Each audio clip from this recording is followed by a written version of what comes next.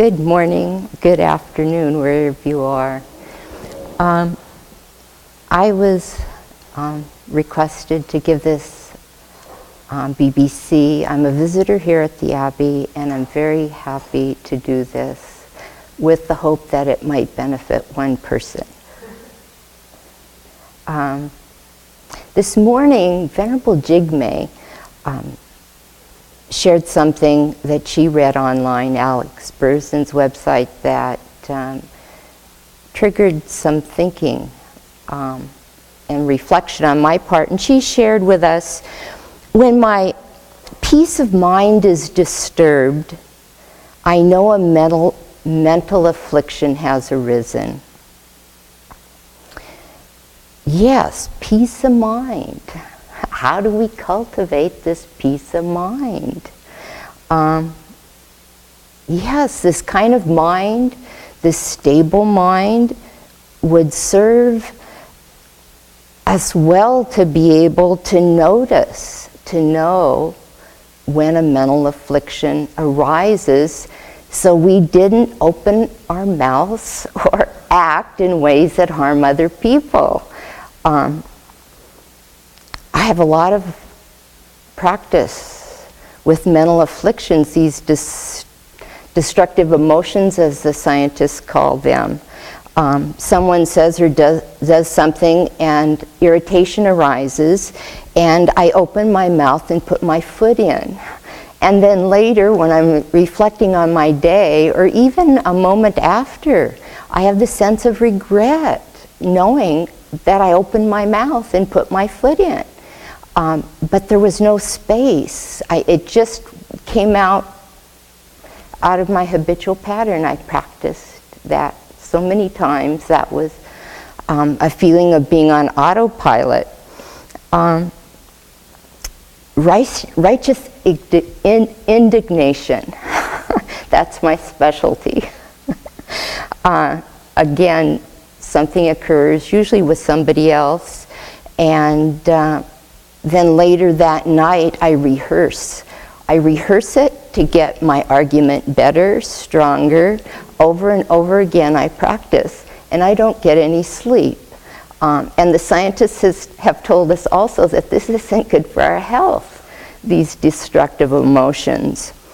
So, peace of mind would benefit us, would serve us to discontinue following into reactionary behaviors and habits.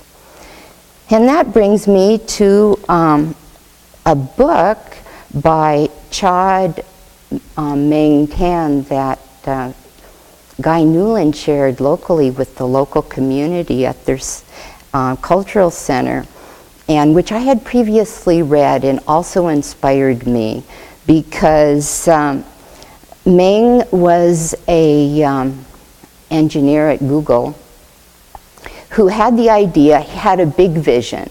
He wanted to create peace in the world. And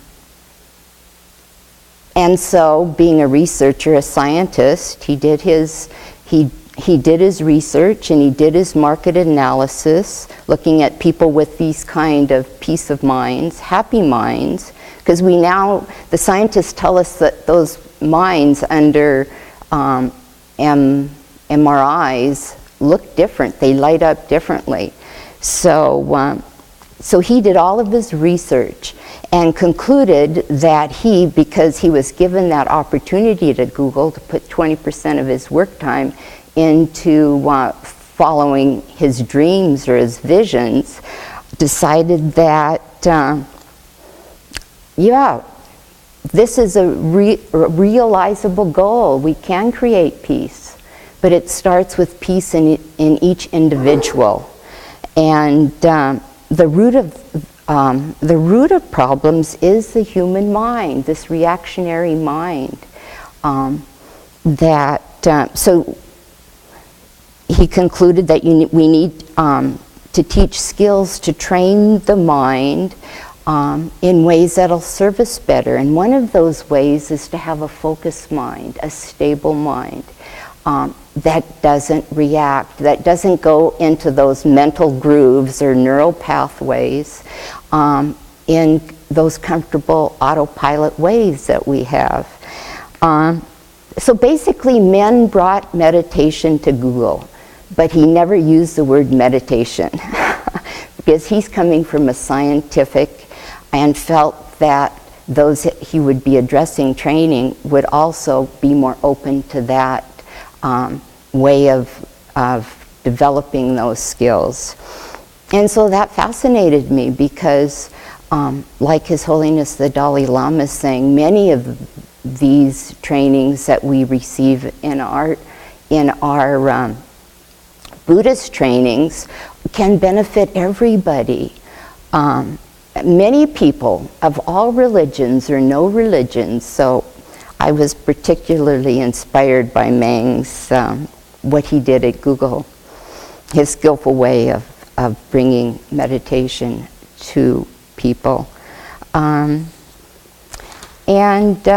yes, the meditation focused on developing attention skills, being able to have one's mind stay on one object and increase that. But like any skill, it takes practice. You don't sit down to a piano for the first time and play a Mozart sonata. We all know that. Nor do we become an Olympic challenger, or whatever they call them, Olympic athlete. Again, with practicing the week before and having no other practice time. You practice over years. And so it is with this mind training or this mental attention. Whereas he said you put that microscope, sharply focused microscope on an object and practice holding it there. But the reason to do that is so that you get insight into yourself, so that you have the attention that when a thought arises, you know that it's arising. So you get some self-discovery, some insight into yourself and into these emotions. And then he also had a third component, which is mental skills. But my main excitement is his bringing meditation practices of focusing attention skill and emotional intelligence skill to Google. And then to us too, because we get inspired. This resonates with us as something that might be helpful. And in Buddhist practices, meditation is part of it. And but sometimes an individual trying to do these practice or trying to develop these new skills by themselves